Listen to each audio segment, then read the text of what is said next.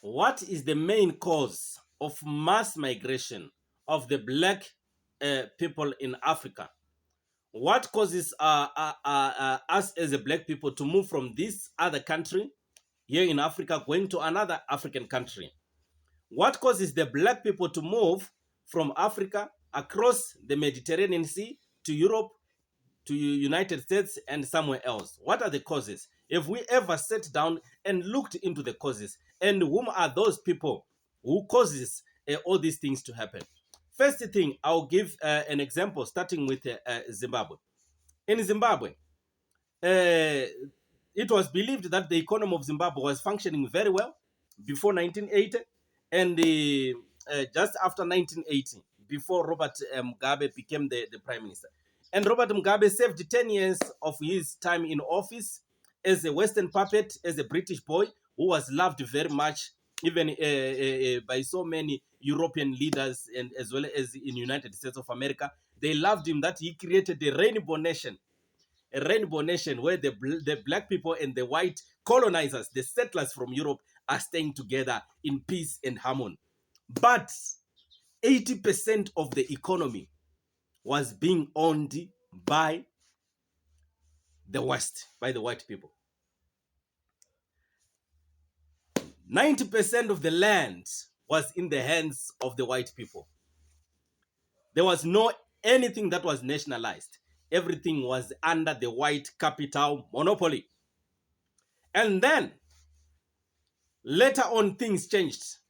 Robert Mugabe claimed the land, claimed the indigenization, nationalization, gave the land to the black people. The white people, whom were the minority, less than 250,000 white people were in Zimbabwe with the 15 million people, and they were owning everything. We were simply just workers for the white people, just workers.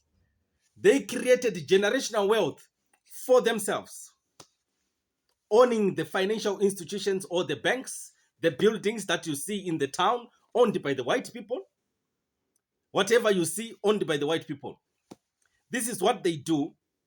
They will create this country to look so beautiful. Infrastructure and everything. The unemployment rate will be well managed. Some social services, everything. And you will think as if everything is going well. And you will love. And my black brothers and sisters will start to say, the white people does good than the black leaders. What is the main agenda here? Is to ensure that white people stays in control of everything. White people will be labeled as the people that are more civilized, that are able to govern Africa, and black people cannot be able to govern themselves. That is the main agenda, the main goal of imperialism. And whenever you resist that, they will bring sanctions and corruption. And when there is sanctions and corruption works together. They work together. The white people are so happy that, look, they can't govern themselves. They can't manage themselves. There is inflation, no service deliveries and so forth, no employment and everything. Same thing happened in Nigeria. In Nigeria, they planted terrorism and corruption, and their Western companies are benefiting. And people in such countries will face poverty and start to move to those countries that are still owned by imperialism, where you will believe that everything is functioning well, but the white people will be owning everything in such countries. And the black people will only be there as the slaves, as the workers. Not as the producers, not as the manufacturers, not having the black companies that invents and export. No, that is exactly what they want to achieve.